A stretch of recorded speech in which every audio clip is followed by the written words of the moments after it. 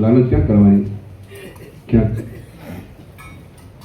આપણાથી ખરાબ વર્તન થાય ત્યાં લાલચ કરો, ત્યાં બોલવાનું નહીં. એમ થાય આપણે આપણી બોડીને એક લાગણી દુભાય એ હું નહીં બોલવાનું. લોભ, લાલચ, આળસ ક્યાં કરવાની? પિક્ચર જોવાનું થાય તો આળસ કરવાની, હોટલમાં જવાનું થાય તો આળસ કરવાની, પછી આવવામાં આવવાનું થાય તો આળસ ના કરવાની, પૂજામાં જમવું તો આળસ ના કરવાની. આપણે અહીંયાથી કાવડ પાટિયાથી કરીને મોડાસા, અમદાવાદ બધા છે ને દર 14 આવે અને પૂનમે રાત્રે 1 વાગે 2 વાગે પછી આરતીનો પૂનમનો લાભ લઈને જાય એને આળસ નથી. અને આપણા દીકરા દીકરીઓ અત્યારે વિદેશમાં છે, ઓસ્ટ્રેલિયા હશે, લંડન હશે, અમેરિકા હશે, કેનેડા હશે, બરાબર? તો હું અહીં આળસ નથી કરતો. કરીને ભણવા જાય છે, હું ભણવા જાય છે, જોબ કરવા જાય છે, અને લગભગ મને એમના ખોટું લગભગ ઉપયોગ કામ કરવાનું એવું છે. તો કરીને એનું કારણ શું? આળસ નથી. એને ખબર છે કે આપણે કમાવા માટે આવ્યા, કમાવા માટે આવ્યા. જો પછી બાપુજીને એમ કહેશો પૈસા મોકલાવો, બાપુજી થાકી જાય. એટલે કામને નામ ત્યાં બે વસ્તુ છે, કર્મ કરી રહ્યા અને નામે ત્યાં પાછળ નામે લઈ રહ્યા. અમેરિકામાં છે ને દીકરીઓના ફોન આવે, એટલું જોબ કરવા છતાં પણ એ ભક્તિ કરે, એને એટલું ભાવે. ત્યાં કેટલા કલાક કામ કરે, એટલે ત્યાં આળસ નથી.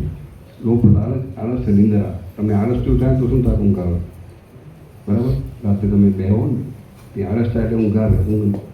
નિંદ્રા દેવી તો ત્યારે જ બેઠો આળસ કરશો એટલે. કુંભકર્ણ પછી મરી ગયા ને 6 મહિના પછી નિંદ્રા દેવી ભગવાનને પૂછ્યું, મારે જવાનું ક્યાં છે? 6 મહિના શાંતિ હતી કે હવે કામ કરજો, જે ભજન સત્સંગ થતા હોય, નામ સ્મરણ થતા હોય, મારા ફેરતા હોય ત્યાં જઈને બેસી જજો, ત્યાં જોલા આવશે કે નક્કી જાય. બાકી જ્યાં ડાયરા થતા હશે, પછી ક્રિકેટ રમાતી હશે, બીજા એવા મનોરંજનના કામ થતા હશે, પછી નવરાત્રિ થતી હશે, આખી રાત જાગશે, ત્યાં હું નિંદ્રા જેવી નહીં આવે. તો કોઈ કહેવાનો હશે કે મનોરંજનના કામમાં કે હું નહીં જઉં કે. બાકી ધર્મની ધાર્મિક જ્યાં પ્રોગ્રામ થતા હશે ત્યાં કે હું જઈશ કે.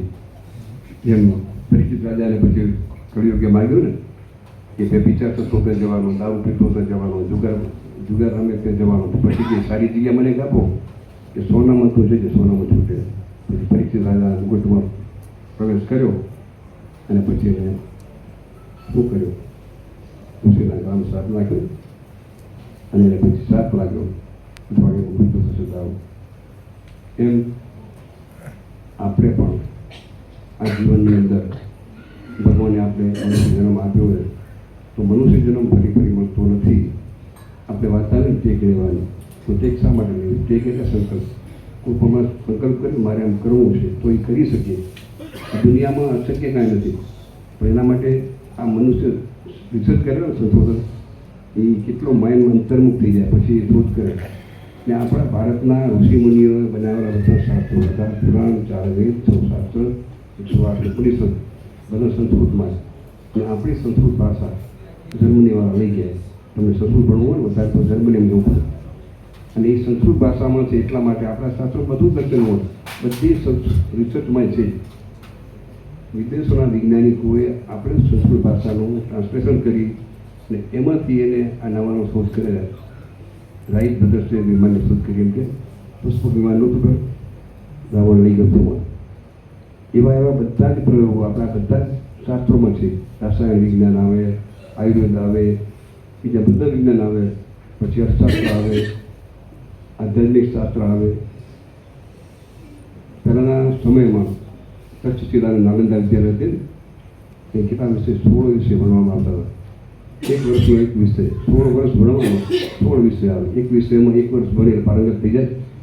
આપણે કેટલા વિષય ભણી જાય?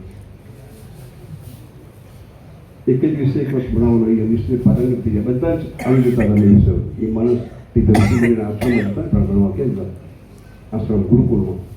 અને ત્યાં ગુરુકુળમાં જઈને એ વિદ્યાર્થી પારંગત થઈને આવતો હતો. અને આપણી વિશ્વ વિદ્યાલય બધી છે ને સગાવી રાખી મોગલો હોય, અંગ્રેજો. એનું કારણ એને ખબર હતી કે ભારત દેશ મહાન છે તો છે ને સાધુ સંતો અને એના વેદોના શાસ્ત્રોના બધા શાસ્ત્રો આપણે સમજી ગયા. તો એ શાસ્ત્રોમાં ઋષિ મુનિઓએ અંતર્મુખ થઈને તપ કરીને મેં જાણીને બધું લખ્યું હતું. બધી જ વસ્તુ હતું ભક્તિ કેમ કરાય અને બીજા ધંધા કેમ કરાય, બધી વસ્તુના ઉપચાર હતા. માણસ બીમાર થતો એનો શું ઉપચાર, અને એ તમારા શાસ્ત્રો લઈને દુનિયાના બધા દેશોમાં નવા નવા સંશોધન કરેલા શાસ્ત્રો તમારે